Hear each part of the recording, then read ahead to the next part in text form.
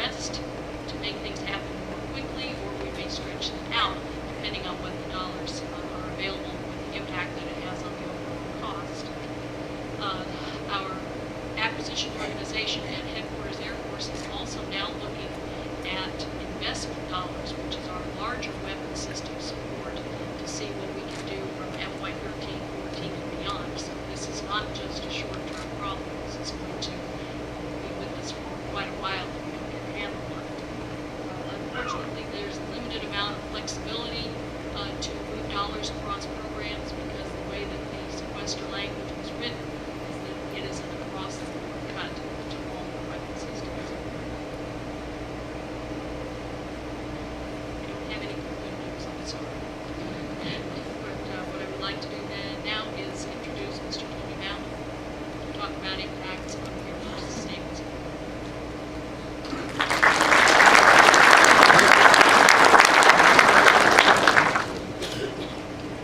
Good afternoon. I am the Director of Contracting for the Air Force Sustainment Center here at Robbins. It is a pleasure to be here today, although I prefer to be under different circumstances. I do appreciate the fact that all of you have the interest and you're here to address these issues that face us. As the Director of Contracting, I have about 150 people who focus on Air Force Sustainment Center contracting matters, as well as installation contracting matters supporting Colonel Butekoffer's organization. Kim talked about 11 mission organizations that are out there, so there are another 200 contracting personnel or so who are supporting those missions, and my organization supports them with clearance reviews and various acquisition oversight functions. Bottom line is, in all those people, maybe 10% of them are military and several of those are deployed. So essentially, we're talking about a civilian workforce. We're talking about furlough. We're talking about 20% non-availability of time. What does that mean in terms of acquisition? Well, it's not just the contracting people. Let's draw it even further. The small business community is supported by 3 small business specialists who advocate small business interests, who meet with small businesses to help them work and navigate the acquisition process, to work to get business in their direction. Those 3 persons are going to face furlough. When they face furlough, their availability to support the small business community is simply degraded. It's almost going to be eliminated. Why? Because they also have to support those remaining programs that need to be done by all of those 300 to 400 persons who are trying to execute contracts to keep the Air Force's mission going. Small business community will be underserved in a furlough based on the availability of that staff. What about contracts in general? With respect to contracting, we are a touch process, believe it or not. 30 to 60 days, those of you who are in the acquisition, you are contractors in our audience, 30 to 60 days of the process are me maybe waiting for proposals from contractors. The rest of the time is touching, writing proposals, writing solicitations, doing evaluations of proposals, writing decision documents, negotiation positions, conducting negotiations, writing final terms of contracts. It is a touch process. You take away 20% of our time, and that's 20% less time on a touch process. Bottom line is, one of 2 things happens. The schedules either slip to the right, or the work doesn't get done. So we have to prepare for it. And we've done that by going to our mission partners at Robbins Air Force Base and said, you help me by telling me what things, if we have to drop something, that I can drop, because I need to focus my energies on your biggest process, your biggest projects, your biggest priorities. Very important that the Air Force mission gets sustained. From a personal perspective, and I know I'm reflective of a lot of the people who work for me, and all the people, I will say, that work at Robbins Air Force Base. We are committed to the mission of the Air Force. We don't like to say no. We don't like to drop missions. We don't like things not getting accomplished. It's going to be a hard time for us. So I asked for the prioritization, and the customers have responded saying, here are the things that if you have to drop something, these are the things that you can't drop, Tony. So far, that's about 250 actions that might be dropped, over $40 million worth of things that might be dropped. I'm going to work very hard to adjust timelines. I'm going to work very hard to redirect personnel so that if all their priorities are on one person, I'm going to have to spread those out. course, that adds inefficiency, but you know what? I have to support the mission as best as I can under the circumstances. That will not change. But the reality of it is, there may be things that don't get done. Best hope, Congress solves this problem. Worst case scenario, I'm posturing that my organization can support it. Appreciate the fact that you are here having an interest in this. And I want to turn it back to Colonel Mitch Butokofer.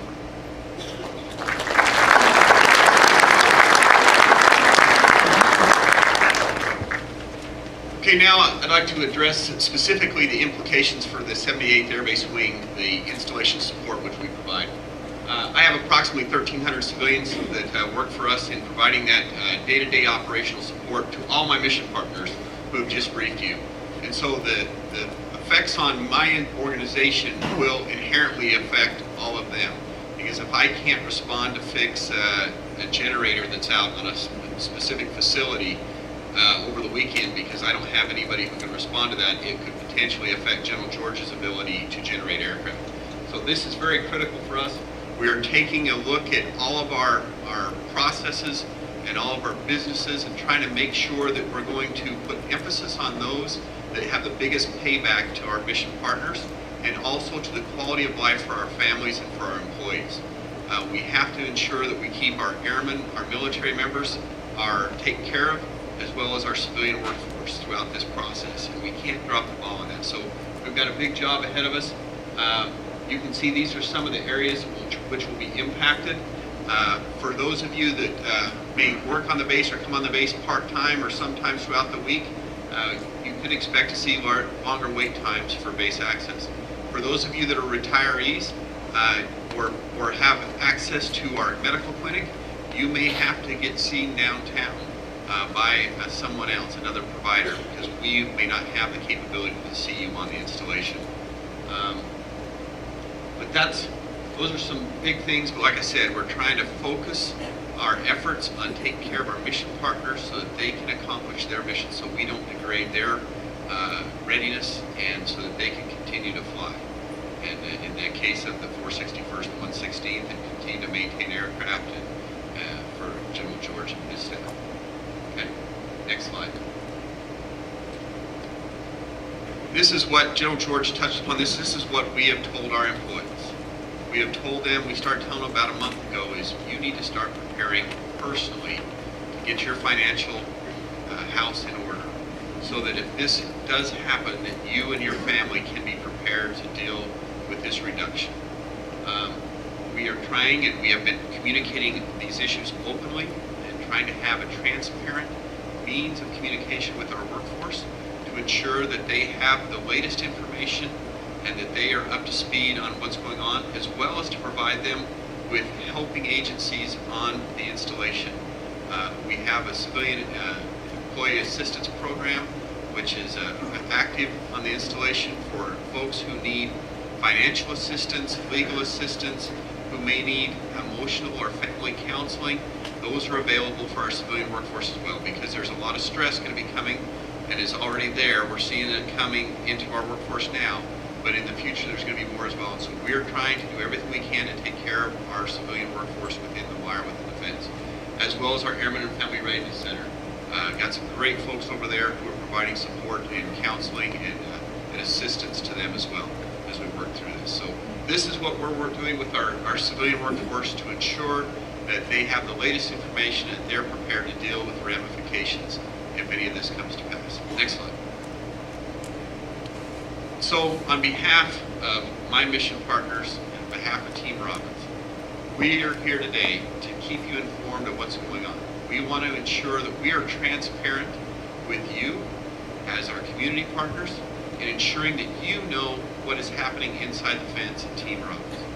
We don't want to keep you in the dark so you're guessing what's happening. We want to make sure you have the latest information. And we want to take care of our responsibilities that we have to our nation. You've heard every one of my mission partners mention, the pride that our folks, our workforce has in serving our great nation. And so we want to continue to do that. We want to make sure that our employees are able to provide those combat missions and those aircraft and the other things that need to happen in a timely manner. Now, it's going to be a struggle, but we're going to get there. We're going to continue to provide that. And we want to thank you. We cannot thank you enough.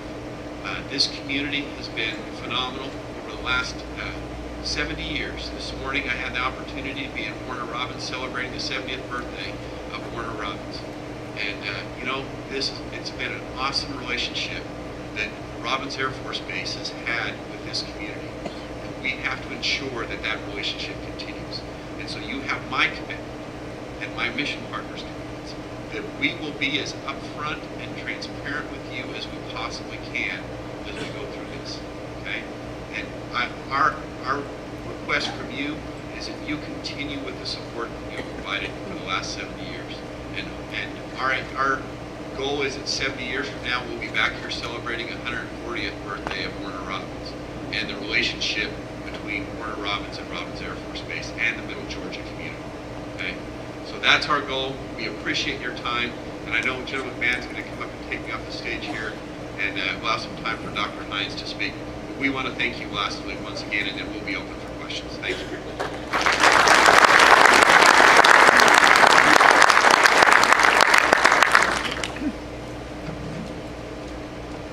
We made a decision based upon the fact that we did have a large audience to share stories with and to update you. One of the things that you may not think about is the fact that the federal government, in particular the Department of Defense, provides financial support to those school systems that support a large number of military children.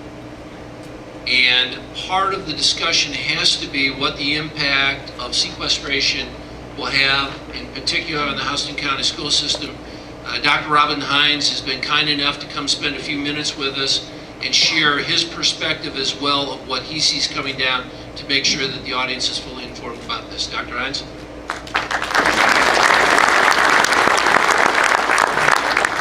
Pull that down just a little bit. Good afternoon, and I appreciate being able to be here, and General McMahon and Colonel Bunicoffer, I appreciate being part of the conversation. And first off, I just want to thank our military friends for the great job that you do for us and supporting us and keeping us safe, and we appreciate that so very much. And I speak on behalf of this entire community and our Board of Education.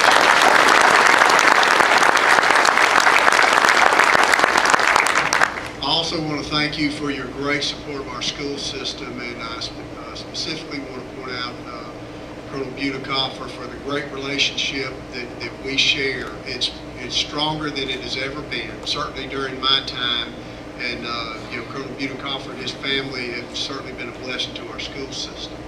Now, I'm not here to talk gloom and doom and this sort of thing, and I certainly don't know all the answers, but I do know that our school system will be adversely affected in this. There's absolutely no question about it. Our school system receives approximately $25.7 million in federal funding. Now, $10 million of those are in school food service, which will not be impacted, but the other approximately $16 million will.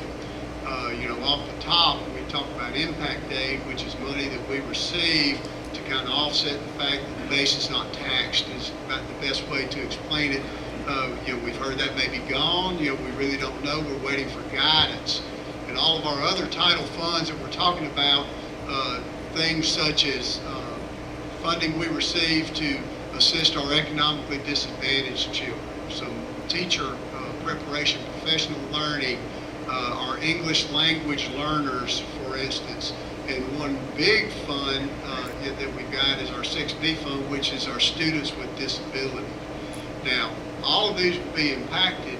We don't know exactly what that's going to be. We've heard it over as 8.2%, we've heard it as 5.2%, but regardless of that situation, it is significant for us. What we typically use those dollars for is a lower class size because we believe smaller is better, and we still believe that. Now, I've received quite a few phone calls from the community asking how is this going to affect our students and how is it going to affect our teaching staff. Well, we have about 4,000 full-time employees. We have over 2,000 certified employees, which means that we have a lot of retirements and resignations, that we can deal with. And we're doing much like the base is using their retirements and this sort of thing, so we can move people around, and we don't anticipate any furloughs. You know, we've had 2 years in a row where we've worked a full calendar year, and more importantly, our children have gone to school a full year because they learn better when they're in school. That's going to be a focus of ours. And a focus of ours also is to make sure that all of our teachers work a full calendar and paid for a full calendar year. And our board has certainly given us that mandate, and we're going to do that as long as we possibly can. Those cuts that we talked about will be going into place for the 13-14 school year, you know, whatever they may be. We began to prepare for this a year ago. And so, you know, we had some hiring freezes on some things that include that type of money, and, you know, expenditure controls, and we feel really good about where we're at right now. Now, I think that, you know, one of the reasons that our community is so great is because of the leadership, not just the base, but, you know, I see all of our mayors are here. We work together, you know, our commissioners and our chairman, and they have the same concerns that we have, because as we look and we see what is happening with the decrease in the work, this sort of thing, we see a decrease in payroll, in which we see a decrease in sales tax, and we see a decrease in our SPLOST revenues. And our school system is one of 10 that receives an ELOS, which is a local option sales tax that is used to roll back the millage rate, or, you know, for our property taxes. It's a benefit for us. My concern is, as we go forward, what impact is this going to have? You know, and again, I'm not going to be gloom and doom, because I can promise you and I pledge to you that our school system is going to do a great job, and we're going to provide the best education possible for our children to achieve our mission and our vision. You know, we're going to be world class, and we're going to produce high achieving students regardless. But you know, we stand ready, our board stands ready to support you guys in any possible way that we can do, and we're right in there with you. You know, maybe not on such a grand scale, but I can't think of a whole lot that's more important than the future of our children. And so we're in the same business, and I appreciate, gentlemen, you having me here. And if anything that we can do for you, just let us know. Thank you so much.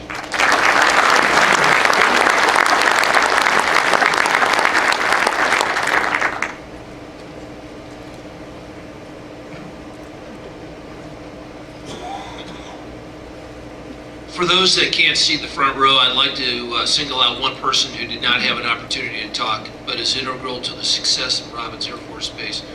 And the fact that he is with us today is indicative of his support for the things that we do. We're honored to have with us the President of the Union for American Federation of Government Employees, Mr. Tom Scott. Tom, if you'd stand up and be recognized.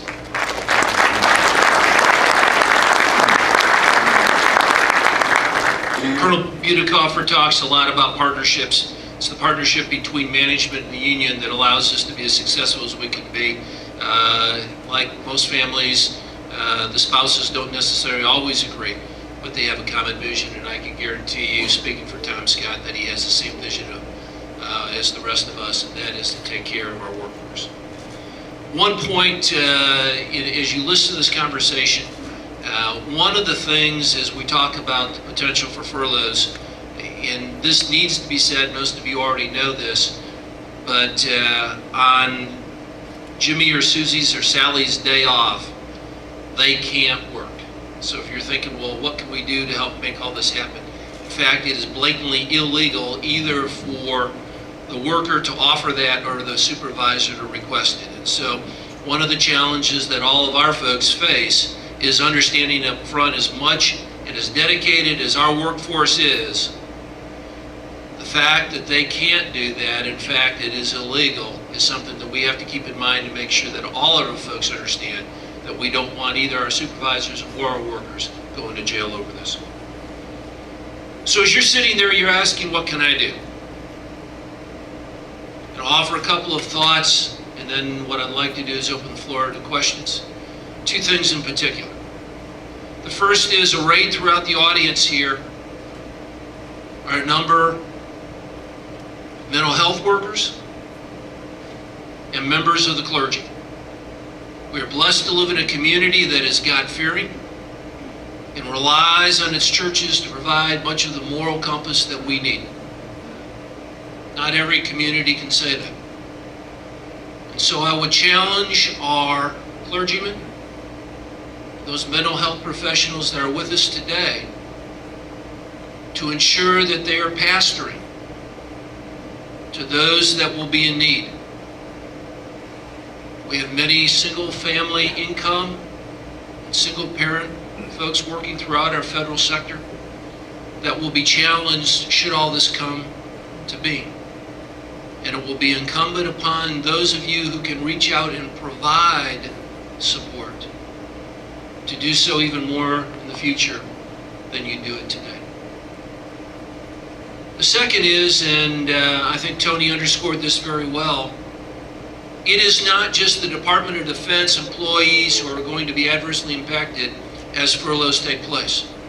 Members of the Federal Aviation Administration, Transportation Security Administration, Social Security Administration, our postal workers, each and every one of our federal employees in Middle Georgia may be impacted by what is about to occur. And so one of the things that we can do as a community is publicly show them how much they mean to us. To that end, the 21st Century Partnership is challenging each and every business in Middle Georgia to make Thursday, starting in April, the first week in April, every Thursday to be Federal Employee Appreciation Day. To invite our federal employees to come out, to shop perhaps at a discount, to receive something special at your restaurant, but to show each and every one of our employees who work for the federal government that you care about them, that you understand the challenge, that you want to do something special for them. I've sent this note to our chambers. They're aware that this was coming. How, in fact, each and every one of our businesses enacted, I will leave to you, but it is tremendously important. It shows our federal employees, not just those of the Department of Defense, but all of our federal employees, that we care about them, as well as that it's enticing our federal workers to come back out when they're trying to make a decision whether to stay home or go out for an evening. Perhaps it'll be that thing that will throw them over, that will help our businesses continue to benefit from the tremendous support they get from our federal employees.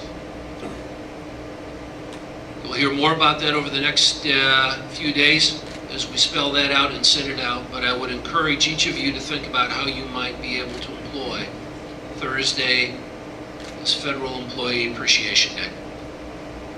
Ladies and gentlemen, very simply, we have a choice.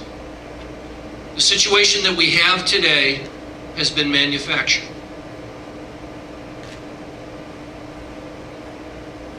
We are where we are with sequestration, not by an act of God, but by an act of omission by our federal leadership. And so each of you and I have been handed lemons. The real question is what does a community do with those lemons? And I will tell you that very frankly, having been part of this community, I am confident that together, working together, taking care of the people, taking all the innovative ideas that each of you might have, that we can make the best damn batch of lemonade you've ever seen.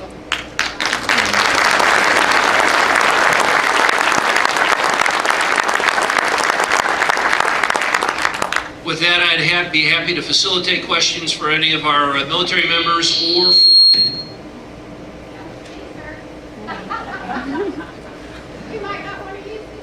Okay, I got that, Lisa.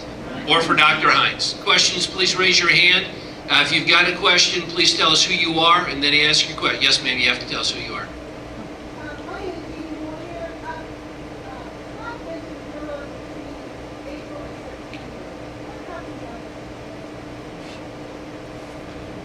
Mitch, you want to take that or you want me to take that?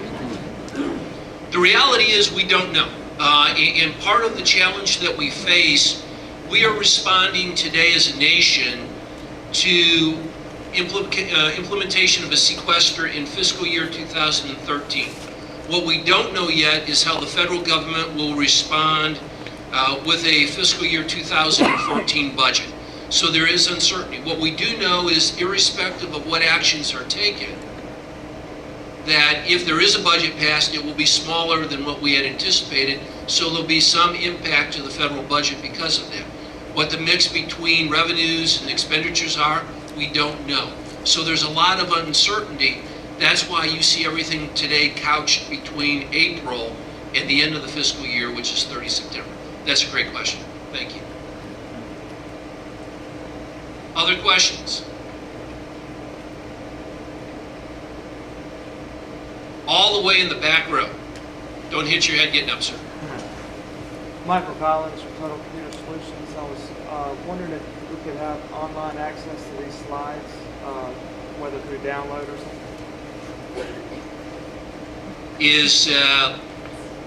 The short answer is, if you go to the 21st Century Partnership page, if they can be made available, we will, and we'll have them out there. We'll have to check with the lawyers and everyone else to see if we can legally do that.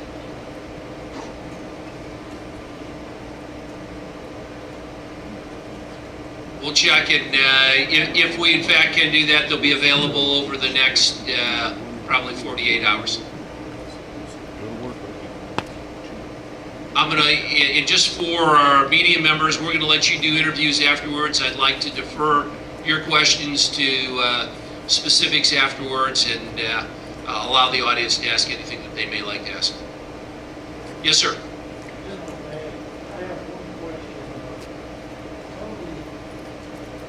Around mentioned specific cuts versus the 200 spread. I didn't hear anyone else address it, sir. Was anyone else have an idea of Tony, anything you want to come up and comment, and perhaps Mitch or Cedric, anything that you might add? Go ahead, Tony.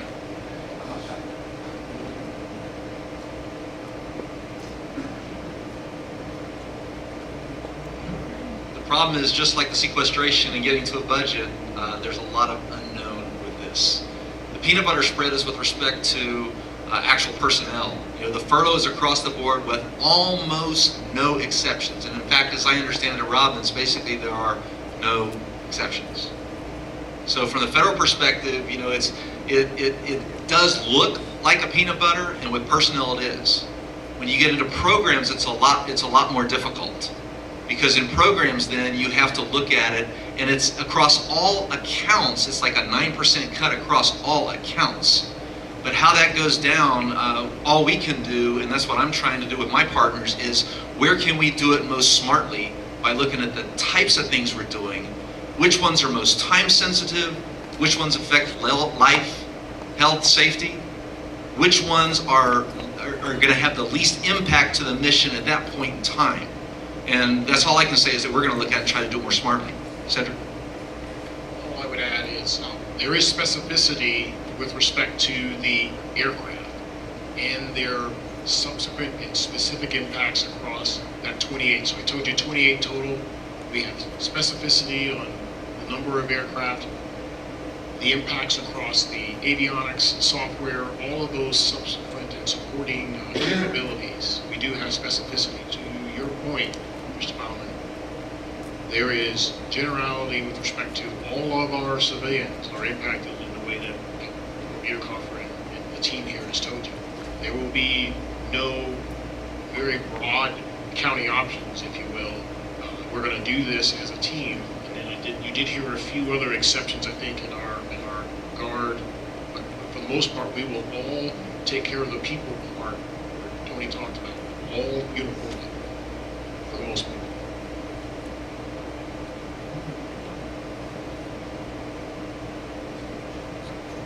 Yeah, and from an installation perspective, we were given a bogey we had to beat, and then we use specificity. Yeah, anyhow.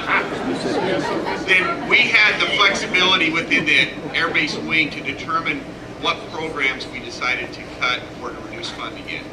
So I was giving a peanut butter spread across my O&M accounts, and then I had the capability to determine that I was going to cut grounds maintenance potentially, or some of these other programs.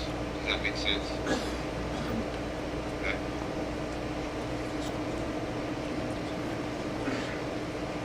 I can really only talk to the unique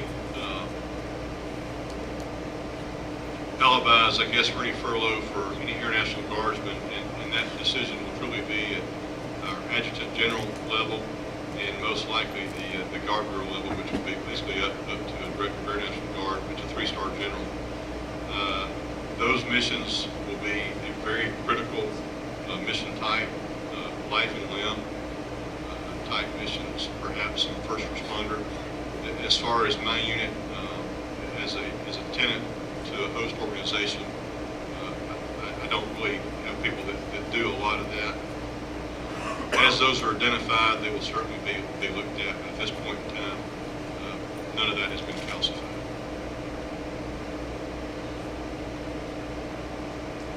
I think to go back to not only the peanut butter spread question, but the question that this lady had regarding support, we will work with Mitch to make sure that we are able to keep base facilities as robust as we possibly can, so we minimize the impact, especially not only to our folks, but to the community as well. So in normal circumstances, he provides the support for us so that we can do our jobs, but in this case, it's our job to make sure that we are stepping forward to help him and his team out in 78 so that we can, again, minimize those impacts. The other challenge that we face is that the cuts based on the law are being done over a 7-month period between now and the end of the fiscal year versus the entire 12-month period.